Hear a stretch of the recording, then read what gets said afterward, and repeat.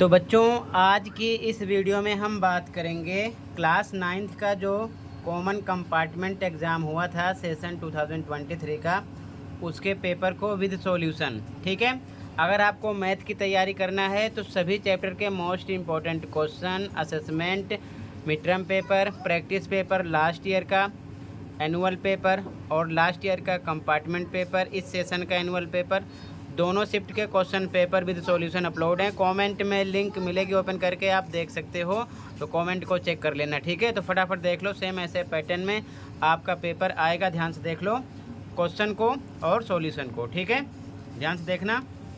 Start करते हैं ताकि समझ में आ जाए और अच्छे से प्रैक्टिस करो। कमेंट को चेक कर लेना। आपको मैथ की प्लेलिस्ट मिलेगी, दोनों मीडियम में आप सभी चैप्टर के मोस्ट इम्पॉर्टेंट क्वेश्चन प्रैक्टिस कर सकते हो। क्वेश्चन 1, यदि x² प्लस ax प्लस 5 का एक गुणनखंड x-1 हो तो a का मान होगा। If x-1 is a factor of x² plus ax plus 5 then the value of a is. Solution देखो, तो ध्यान से देखो आंसर नंबर 1। x-1 क्या है? एक गुणनखंड है, तो हम x-1 को रखेंगे इक्वल टू 0 के, तो x आपको मिलेगा -1, इधर आएगा हो जाएगा +1। ठीक है, अब इक्वेशन लिख लो। इक्वेशन क्या है आपका? ध्यान से देखो, क्वेश्चन में जो इक्वेशन गिवन है x² प्लस ax प्लस 5, लिखो यहाँ पर x² plus ax plus 5 equal to 0 के रखो। जहाँ जहाँ पर x है आपको 1 रखना है। ठीक है, 1 पुट करो, ये आ जाएगा 1 का स्क्वायर प्लस a पे a इंटू बीच में लगेगा हाइड है x पर 1 प्लस 5 इक्वल टू 0। आगे सोल्व करोगे, इसको डबल टाइम मल्टीप्लाई करना है आपको। प्लस a को 1 से करो, a आएगा प्लस 5 इक्वल टू 0। ये 1 1 जा 1 plus a plus 5 equal to 0। 5 में 1 प्लस हो जाएगा, कितना हो जाएगा आपका ये 6 प्लस a इक्वल टू 0। तो a इक्वल टू 6 इधर आएगा, माइनस का हो जाएगा, निशान बदल जाएगा, यानी a का मान आएगा -6। ठीक है, तो a का मान आपका हो जाएगा -6। ऑप्शन नंबर सी राइट हो जाएगा। ठीक है, सेकंड क्वेश्चन देखो। क्वेश्चन सेकंड है, यदि एक सम चतुर्भुज की दो क्रमागत भुजाएं 3x - 6 और x + 14 हों, तब सम चतुर्भुज की प्रत्येक भुजा का माप होगा। If two consecutive sides of a rhombus are 3x - 6 and x + 14, then the measure of each side of rhombus will be। तो सॉल्यूशन देखो, आंसर नंबर 2।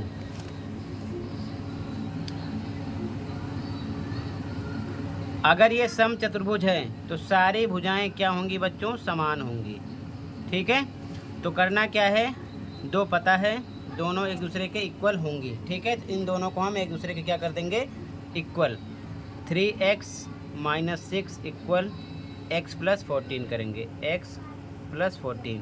x को x की साइड लाओ, निशान बदल जाएगा, इधर 3x है, ये इधर प्लस का इधर आएगा माइनस का हो जाएगा, इक्वल टू इधर 14 बचा, -6 नंबर की तरफ भेजो, निशान चेंज हो जाएगा, +6 हो जाएगा।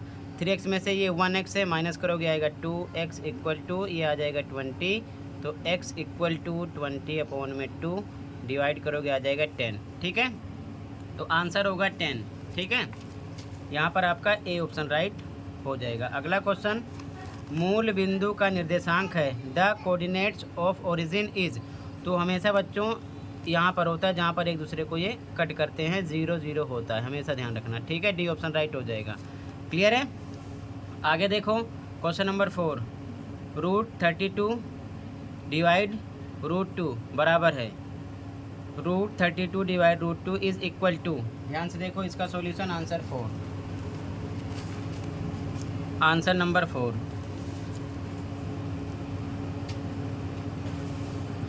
रूट में 32 है, डिवाइड रूट में 2 है, इसको हम लिख सकते हैं √2 इंटू √16। इन दोनों को मल्टीप्लाई करोगे तो 32 ही आएगा, डिवाइड पर लगा देंगे बटे का निशान, √2 नीचे लिख देंगे, √2 से √2 कैंसिल हो गया, बचा रूट में 16। तो ये किसका वर्गमूल है? ध्यान से देखो, ये वर्गमूल है 4 × 4 का, आपको मिलेगा 4। ठीक है, समझ गए? या फिर आप डायरेक्ट ऐसे भी कर सकते हो, रूट में 32 लिखा और बटे में √2 ऐसे लगा दिया, डिवाइड पर बटे लगा दिया। ठीक है, अब क्या करोगे, डायरेक्ट दोनों रूट है तो ऐसे भी कर सकते हो, रूट में 32 अपॉन में 2 से कट करो, आ जाएगा 16। आगे सोल्व करोगे रूट में 16, फिर वही आपको मिल जाएगा 4 × 4 यानी कि 4। ठीक है, ऐसे भी आप कर सकते हो। क्लियर है। अगला क्वेश्चन, तो इसमें आपका भी ऑप्शन राइट हो जाएगा, 4 आएगा। ठीक है, क्वेश्चन नंबर 5, यदि M और N के बीच में एक बिंदु P स्थित है तथा MP का मध्य बिंदु C है, तो if a point P lies between M and N and C is mid point of MP then. तो अकॉर्डिंग टू क्वेश्चन कह रहा है कि MN के बीच एक बिंदु P है, ये MN हो गया, MN इसके बीच में एक बिंदु P है। ठीक है, स्थित है। फिर कह रहा है कि तथा MP का मध्य बिंदु C है, MP इसका मध्य बिंदु, मान लो ये मध्य बिंदु है, बीच में होगा, ये C है। तो कौन सा कथन राइट है, तो यहाँ पर आपका C ऑप्शन राइट होगा। MN पूरा MN ये इक्वल होगा किसके, MC। यहाँ पर ध्यान से देखो, MC ये इतना MC और इसमें प्लस होगा CN, C से लेके N तक, C से लेके N तक, तो टोटल ये MN के इक्वल होगा। इसमें दो चीज़ें ऐड होंगी, MC प्लस CN। ठीक है, तो यहाँ पर आपका C ऑप्शन राइट हो जाएगा। अगला क्वेश्चन देखो, यदि समीकरण 2x - y बराबर P का एक हल 1, -2 है तो P का मान है। If 1 - 2 is a solution of the equation 2x - y = P, then the value of P is. ध्यान से देखो, आंसर नंबर 6 देखो, 1, -2 एक हल है, तो ये आपका x हो जाएगा, ये हो जाएगा y। इक्वेशन लिख लो, 2x - y = P, 2x - y = P। 2 पे 2 इंटू लगेगा, x पर रखना है आपको 1 रख दिया, माइनस पे माइनस, y पर रखना है -2, तो -2 = P। 2 1 जा 2, ये माइनस माइनस प्लस हो जाएगा, 2 = P, 2 + 2 4 = P। तो P की वैल्यू मिलेगी 4। ठीक है, P का मान पूछा था, तो P का मान आ जाएगा 4, ए ऑप्शन राइट हो जाएगा। अगला क्वेश्चन, एक वृत्त की त्रिज्या 13 सेंटीमीटर तथा इसमें स्थित एक जीवा की लंबाई 10 सेंटीमीटर है। वृत्त के केंद्र से जीवा की दूरी है, the radius of a circle is 13 centimetre and the length of one of its chord is 10 centimetre. The distance of the chord from the centre is. ध्यान से देखो, आंसर नंबर 7 देखो, एक वृत्त है, ये हो गया वृत्त। अब इसमें एक जीवा, मान लो ये जीवा हो गई, जीवा की लंबाई 10 सेंटीमीटर है, इसकी लंबाई है 10 सेंटीमीटर। ठीक है, त्रिज्या 13 सेंटीमीटर, मान लो एक केंद्र हो गया O, सेंटर है इसका O केंद्र, त्रिज्या ये हो जाएगी यहाँ से यहाँ तक, त्रिज्या इसकी लंबाई कितना, 13 सेंटीमीटर। कह रहा है कि वृत्त के केंद्र से जीवा की दूरी, मतलब ये हमको निकालना है। ठीक है, अब मान लो ये आपका A है, B है, इस पॉइंट को मान लेते हैं P है, ये O है, OP निकालना है। ठीक है, तो ध्यान से देखो, ये टोटल यहाँ से लेके यहाँ तक 10 है ना, तो ये इस पर लंब हो गया, आधा 5 हो जाएगा। अब इसको मान लो PB 5 हो गया है, तो आधा 5 हो गया, हमको OP निकालना है। ठीक है, तो ये कर्ण हो गया, ये आधार हो गया, त्रिभुज बन गया OBP, और ये हो गया लंब निकालना। तो डायरेक्ट फॉर्मूला लगाओ, तो अब डायरेक्ट क्या करोगे, OP बराबर हम लिख सकते हैं, या ये हो गया इसका लंब, तो यहाँ लिख दो लंब बराबर, डायरेक्ट फॉर्मूला लगा दो, रूट में कर्ण का स्क्वायर माइनस आधार का स्क्वायर। ठीक है, अब ध्यान से देखो, इंग्लिश वाले लिख सकते हैं P परपेंडिकुलर = रूट में h का स्क्वायर माइनस B बेस का स्क्वायर। ठीक है, वैल्यू रख दो, h कितना आपका 13 है। ठीक है, 13 का स्क्वायर किया इधर, माइनस B बेस कितना आपका 5 है, 5 का स्क्वायर कर देंगे, ये आ जाएगा 169, ये आ जाएगा 25, स्क्वायर करने पर आएगा 144, इसमें से क्या निकलेगा 12। ठीक है, तो 12 सेंटीमीटर आंसर हो जाएगा। ठीक है, यहाँ पर आपका डी ऑप्शन हो जाएगा। तो कहने का मतलब OP की डिस्टेंस आ जाएगी 12 सेंटीमीटर, जो कि लंब होगा ट्राइंगल के अकॉर्डिंग। ठीक है, समझ गए। अगला क्वेश्चन देखो, क्वेश्चन नंबर 8।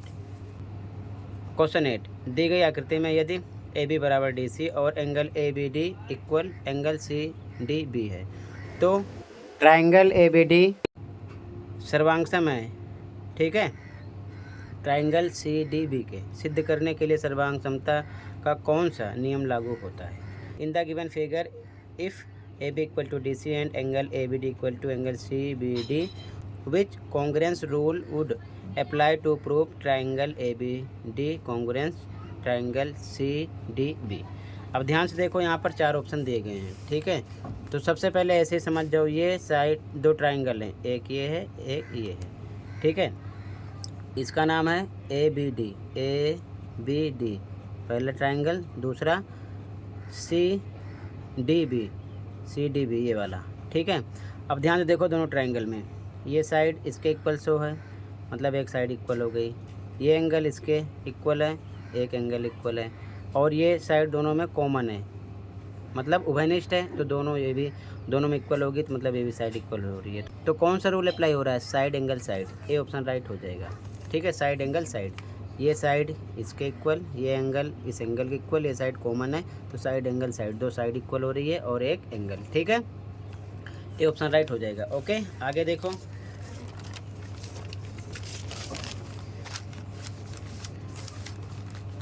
अगला क्वेश्चन नंबर 9 है, यदि किसी गोले का आयतन संख्यात्मक रूप से उसके पृष्ठीय क्षेत्रफल के बराबर है, तो गोले की त्रिज्या होगी। If the volume of sphere is numerically equal to its surface area, then the radius of sphere is. ध्यान से देखो सॉल्यूशन इसका, यहाँ पर कह रहा है गोले का आयतन जो है, गोले का आयतन इक्वल हो रहा है उसके पृष्ठीय क्षेत्रफल के। आंसर नंबर 9 देखो, गोले का आयतन, गोले का आयतन बराबर है उसके पृष्ठीय क्षेत्रफल के, गोले के पृष्ठीय क्षेत्रफल के, तो गोले का पृष्ठीय क्षेत्रफल अकॉर्डिंग टू क्वेश्चन कह रहा है। यहाँ पर लिख सकते हो इंग्लिश मीडियम में भी, वॉल्यूम ऑफ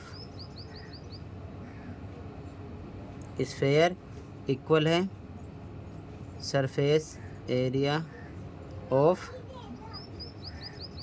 स्फीयर।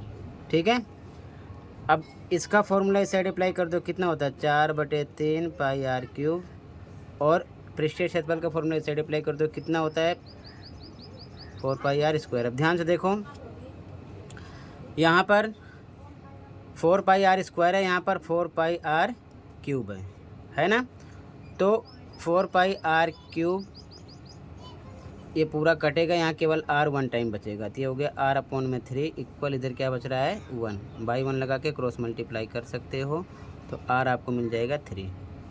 ठीक है, ये चीज़ ध्यान में रखना।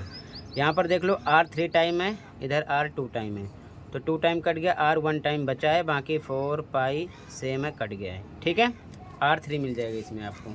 ठीक है, तो यहाँ पर बी ऑप्शन हो जाएगा। अगला क्वेश्चन वर्ग अंतराल 100 से 110 का वर्ग चिन्ह है। The class mark of the class interval 100 to 110 is. तो आंसर 10 में जब भी आपको वर्ग चिन्ह निकालना हो, यानी कि क्लास मार्क, तो दोनों को प्लस कर लो, 100 + 110 और बटे 2 करना, यानी इसका हाफ कर देना। ठीक है, अब इसको प्लस करोगे तो आ जाएगा 210 बटे में 2, भाग करोगे तो आ जाएगा 105। ठीक है, क्लियर है, तो यहाँ पर आपका डी ऑप्शन राइट हो जाएगा। ठीक है, तो बच्चों टोटल 1 to 10 क्वेश्चन डिस्कस किया इस वीडियो में, बाकी का सॉल्यूशन आपको कल प्रोवाइड किया जाएगा। ठीक है, कहीं पर कोई डाउट है कमेंट कर सकते हो। All chapter most important question की प्रैक्टिस के लिए दोनों मीडियम में कमेंट में लिंक मिलेगी, ओपन करके देख लो और अच्छे से तैयार कर लो। ठीक है, क्वेश्चन उसी में से होंगे। हर प्रकार की टॉपिक पर भी मैंने सेपरेट वीडियो बना रखा है, चैनल पर विजिट करके देख सकते हो। मिलते हैं अगली वीडियो में। Thank you for watching.